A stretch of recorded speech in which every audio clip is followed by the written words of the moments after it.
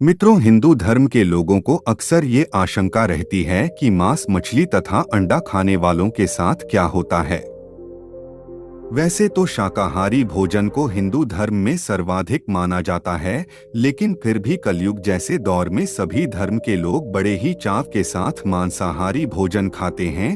तो आज की इस वीडियो में हम जानेंगे कि मांसाहारी भोजन करने वाले लोगों को पाप लगता है या नहीं। तो चलिए जानते हैं, क्या मांस मछली खाने वाले लोग पापी होते हैं।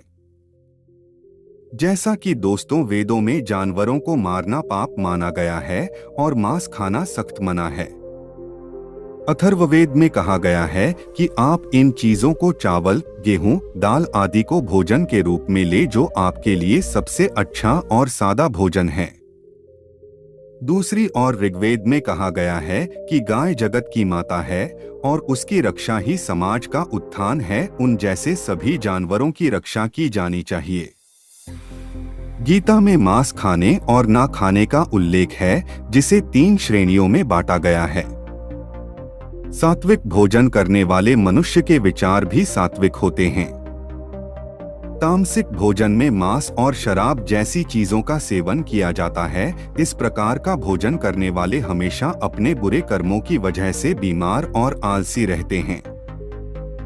जो व्यक्ति मांस खाते हैं वह 36 प्रकार के नरकों में से एक एक करके सभी नरक में जाते हैं, जहां उनके शरीर के टुकड़े टुकड़े कर दिए जाते हैं और फिर उन हिस्सों को तेल में तला जाता है, जिससे मनुष्य के लिए झेलना बहुत ही कष्टदायी माना जाता है। इसलिए कहा जाता है कि महानता जीवन लेने में नहीं, जीवन देने में है। मांस खाने वाले ब्राह्मणों के साथ क्या होता है, चलिए इसी के साथ आपको ये भी बता दें कि आखिर मांस खाने वाले ब्राह्मण के साथ क्या होता है। आज के युग में हर धर्म के लोग मांस खाते हैं।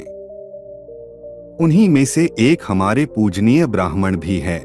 लेकिन क्या आपने कभी सोचा है, ऐसा करने वाले ब्राह्मणों के साथ क्या होता है?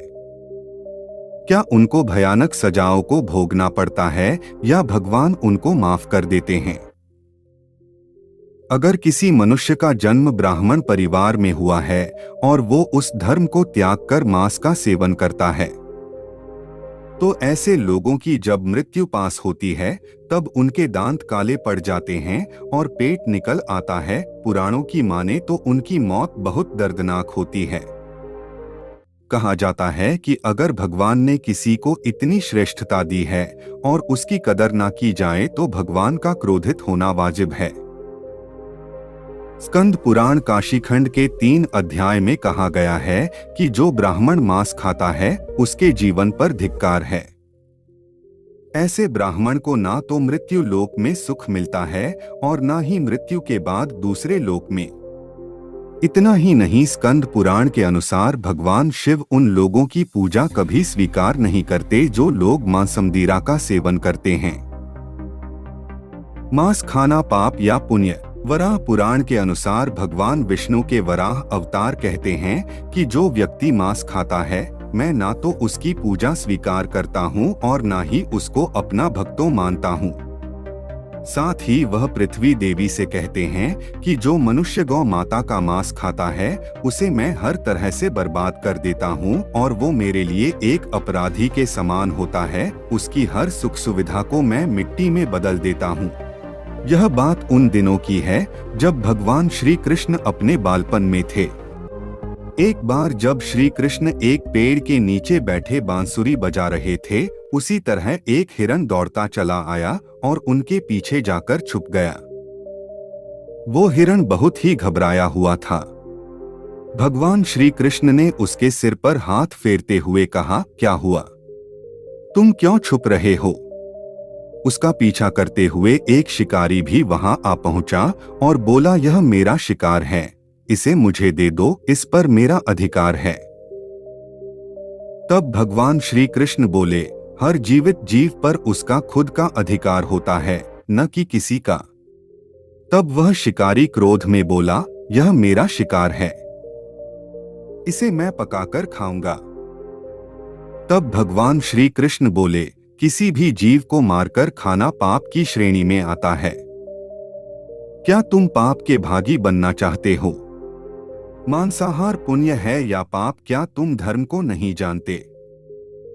तब वह शिकारी बोला, मैं तुम्हारे जितना शिक्षित तो नहीं कि यह जानूं कि मांसाहार पुण्य है या पाप, पर मैं यह जानता हूं कि जीव को मारकर खाना, इसमें कोई हर्ज नहीं। मांसाहार से तो एक तो वह जीव को जीव बंधन से मुक्त कर रहा है, फिर क्यों मांसाहार से मना किया जाता है? मांसाहारी होने को क्यों नहीं कहा जाता? वैसे भी मैं इसको मारकर नीच योनि से मुक्ति दिलाकर पुण्य ही कमा रहा हूं, फिर इस पर पाबंदी क्यों? इसे तो प्रोत्साहित करना चाहिए। जहां तक मैंने सुना है, जीव हत्या तो शास्त्रों में भी बताया गया है। राजा लोग शिकार किया करते थे। ऐसे तमाम तर्क देते हुए श्री कृष्ण से पूछा कि फिर क्यों ये मांसाहार गलत है और पाप की श्रेणी में आता है? आप ही बताइए, मांसाहार पुण्य है या पाप? भगवान श्री कृष्ण समझ गए कि इसकी बुद्धि मांस खाने के कारण तामसिक हो गई है और उसने सोचने और समझने की बुद्धि भी खो दी है। फिर भगवान श्री कृष्ण बोले, इस अंतहीन विषय पर पहले मैं कोई राय नहीं दूंगा। मेरी इस छोटी सी कथा सुनने के बाद तुम ही उत्तर देना कि मांसाहार पुण्य है या पाप, और तुम्हें मांस खाना है या नहीं। वह शिकारी सोचने लगा कि इसमें मेरा तो कोई घाटा नहीं है, इस कथा को मैं सुन ही लेता हूं, मेरा मनोरंजन भी हो जाएगा और बाद में मुझे इसका मांस भी मिल जाएगा। तो भगवान श्री कृष्ण ने अपनी कथा आरंभ की। एक बार मगध में खाद्य संकट खड़ा हो गया तो अन्न का उत्पादन कम रहा। राजा को चिंता हुई कि यदि इस समस्या का शीघ्र निदान नहीं किया गया तो संरक्षित अनाज कोष भी खत्म हो जाएगा और संकट भीषण हो जाएगा। तो सम्राट ने अपनी राज्य सभा में पूछा, देश की खाद्य समस्या को सुलझाने के लिए सबसे सस्ती वस्तु क्या है? मंत्रीगण सोच में पड़ गए। चावल, गेहूं, आलू इत्यादि पदार्थों को उगाने के लिए बहुत श्रम करना पड़ता है। वह तभी प्राप्त होते हैं जब प्रकृति का प्रकोप न हो। ऐसे में तो कुछ सस्ता हो ही नहीं सकता। तभी शिकार का शौक रखने वाले एक मंत्री ने सोचा कि यही उत्तम अवसर है। क्यों न अंधाधुंध शिकार के लिए राजा की अनुमति ले ली जाए। उसने सभा में कहा कि सबसे सस्ता खाद्य पदार्थ है मांस। इसके लिए धन का खर्च भी नहीं है और पौष्टिक खाना भी मिलता है। सभी सामंतों ने इस बात का समर्थन कर दिया, लेकिन मगध के प्रधानमंत्री अभी भी चुप थे। सम्राट ने पूछा, प्रधानमंत्री आप चुप क्यों हैं? आपने कोई अनुमोदन नहीं किया, आपका क्या मत है? प्रधानमंत्री ने कहा, मैं यह नहीं मानता कि यह कथन सही है कि मांस सबसे सस्ता पदार्थ है। फिर भी इस विषय पर मैं अपने विचार आपके सामने कल रखूंगा। प्रधानमंत्री उसी रात मांसाहार का प्रस्ताव रखने वाले सामंत के घर पहुंचे। सामंत ने इतनी देर रात प्रधानमंत्री को अपने घर आया देखा तो वह घबरा गया। किसी अनिष्ट की आशंका से वह कांप गया। प्रधानमंत्री ने कहा, संध्या को महाराज बीमार हो गए, उनकी हालत बहुत ही खराब है। राजवैद्य ने कहा है कि किसी शक्तिशाली देह का 2 तोला मांस मिल जाए तो राजा के प्राण बचाए जा सकते हैं।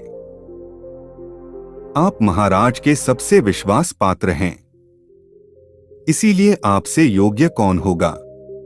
इसके लिए आप जो भी मूल्य लेना चाहें ले सकते हैं। आप कहें तो इस काम के लिए मैं आपको 1 लाख स्वर्ण मुद्राएं भी दे सकता हूं। एक बड़ी जागीर भी आप मांग सकते हैं। बस आप अपनी इच्छा कहें।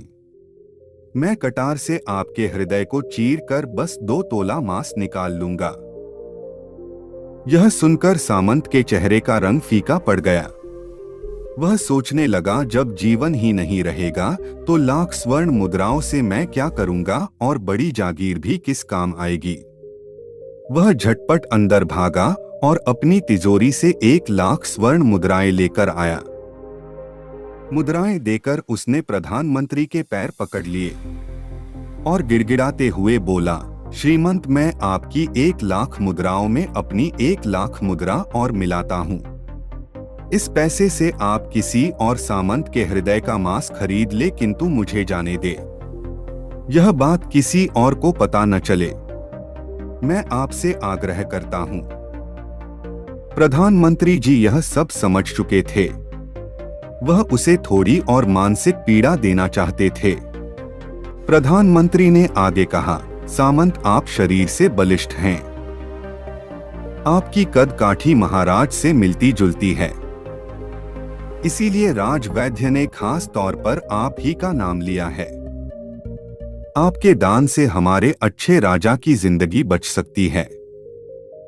आप कहे तो मैं आपको प्रधानमंत्री का पद देने को तैयार हूं और खुद आपका कर्मचारी बनकर रहूंगा, पर प्रजा से हमारे राजा न छीने। सामंत तो फंसता हुआ दिख रहा था। उसने शरीर पर अंगवस्त्र रखकर अपने जूते भी पहन लिए। जैसे ही वह वहां से भागने वाला था, वह तुरंत प्रधानमंत्री के पैरों में लेट गया। उसने याचना की कि प्रधानमंत्री, मैं इसके योग्य नहीं हूं। जब प्राण ही नहीं रहेंगे तो प्रधानमंत्री पद का या राजा का सिंहासन भी मिल जाए तो मैं उसका क्या करूंगा। आप चाहें तो मेरा सब कुछ ले ले, पर मेरे प्राण न लें। मैं अपना ये भवन और सारा धन आपको सौंपता हूं। रातों रात राज्य से निकल जाऊंगा। इतना कहकर वह अपने घोड़े की ओर भागा और जैसे ही अपना घोड़ा गठने लगा, आवाज आई, अभी अभी अपने पीछे गए तुम अपने परिवार को भी छोड़े जा रहे हो। सामंत बोला, मेरे प्राण से प्रिय कुछ भी नहीं है। जब जीवन ही न रहेगा तो कुटुंब का क्या करूंगा। जीवन रहा तो ऐसे ही सुखी रह लूंगा। इतना कहकर घोड़े पर छलांग लगाकर बैठ भी गया। वह अभी चलने को ही था कि प्रधानमंत्री ने घोड़े की साख पकड़ ली। वह सामंत से बोला, भागने की जरूरत नहीं है। आप आराम से घर पर ही रहो। मैं किसी और का प्रयास करता हूं। यह कहकर प्रधानमंत्री वहां से चले गए। प्रधानमंत्री के वहां से जाने पर सामंत के अंदर कुछ जान तो आई, परंतु बेचैनी बनी रही। उसकी नींद खराब हो चुकी थी। मुद्राएं लेकर प्रधानमंत्री बारी बारी से सभी सामंतों के घर पहुंचे और सभी से राजा के लिए हृदय का 2 तोला मांस मांगा, परंतु कोई भी राजी न हुआ। सबने अपने बचाव के लिए प्रधानमंत्री को 1,00,000 और 5,00,000 मुद्राएं तक दे दी। इस प्रकार प्रधानमंत्री ने एक ही रात में करोड़ों स्वर्ण मुद्राएं जमा कर ली। फिर सुबह होने से पहले ही अपने महल में पहुंच गया। अगले ही दिन राजसभा में सभी सामंत समय से पहले ही पहुंच गए। सभी यह जानना चाहते थे कि राजा स्वस्थ है कि नहीं, लेकिन कोई भी किसी से भेद नहीं खोलता था। सबको राजवैद्य की तलाश थी। उनसे ही उन्हें कुछ सूचना मिल सकती थी। प्रधानमंत्री ने सैनिकों को आज्ञा दे रखी थी कि जब तक महाराज राजसभा में न आए, किसी भी सामंत को भी महल से बाहर जाने की आज्ञा नहीं है। राजा सभा में अपनी चिर परिचित गति में आए और अपने सिंहासन पर आकर बैठे। सभी सामंतों ने देखा, कहीं से भी राजा उन्हें अस्वस्थ नहीं लगे। उन्हें तो कुछ हुआ ही न था। प्रधानमंत्री ने उनसे झूठ बोला।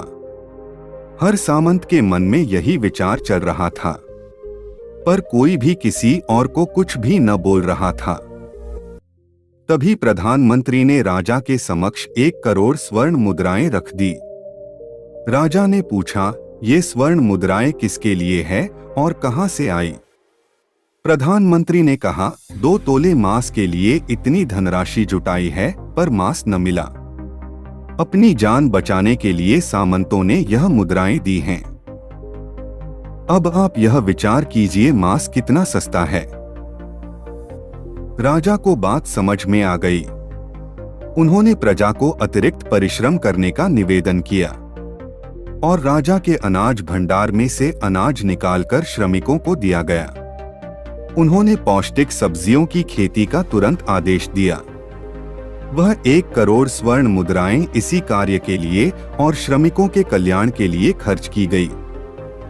ऐसे साग सब्जी तेजी से उगी जिससे प्रजा का कल्याण भी हुआ और पौष्टिकता भी मिली। कुछ समय बाद मौसम अनुकूल हुआ और खेती लहलहाने लगी। इस प्रकार राज्य से खाद्य संकट दूर हुआ। तो मित्रों, जीवन का यह मूल्य भगवान श्री कृष्ण हमें इस कथा के जरिए समझाना चाहते हैं कि हम यह न भूलें कि जिस तरह हमें अपनी जान प्यारी है, उसी तरह सभी जीवों को अपनी जान प्रिय होती है। अपने दिल से जानिए पराये दिल का हाल। यदि संसार के संबंधों से मुक्त करने का तर्क सही है, यदि जीव हत्या जीव को संसार बंधन से मुक्त करने का तरीका है, तो अत्याचारी द्वारा किया गया नरसंहार भी मान्य है। वह भी ये तर्क दे सकते हैं कि वह लोग जीवन के कष्ट से आप लोगों को मुक्त कर रहे हैं। अगर उसके लिए वह जीवन बोझ होता तो कभी भी अपनी जान बचाने के लिए संघर्ष नहीं करता, आपसे भागता नहीं। जो आपके सामने असहाय हो जाता है, उसे प्राण गंवाने पड़ते हैं। जिन जीवों को मारकर आप खा रहे हैं, उन्हें तो प्राण बचाने का अवसर भी नहीं मिलता। बर्बरता सिर्फ वही नहीं है जहां सिर्फ मानव का रक्त बहता है। बर्बरता उसे भी कही जाती है जहां स्वार्थ के लिए किसी जीव की हत्या कर दी जाए। हम अंत समय में जिंदगी भर के पापों के लिए जिंदगी भर सुकर्म करने की कोशिश करते हैं, परंतु हम यह भूल जाते हैं कि जब वह जीव हमारे लिए काटा गया और हमारे लिए तड़पा, उसका श्राप हमें इस जीवन में ही नहीं बल्कि अगले जीवन तक नहीं छोड़ता। परमात्मा से यह ज्ञान पाकर शिकारी परिपूर्ण हो गया और उसे ज्ञान की प्राप्ति हो गई, और वह जान गया कि महानता जीवन लेने में नहीं बल्कि जीवन देने में है।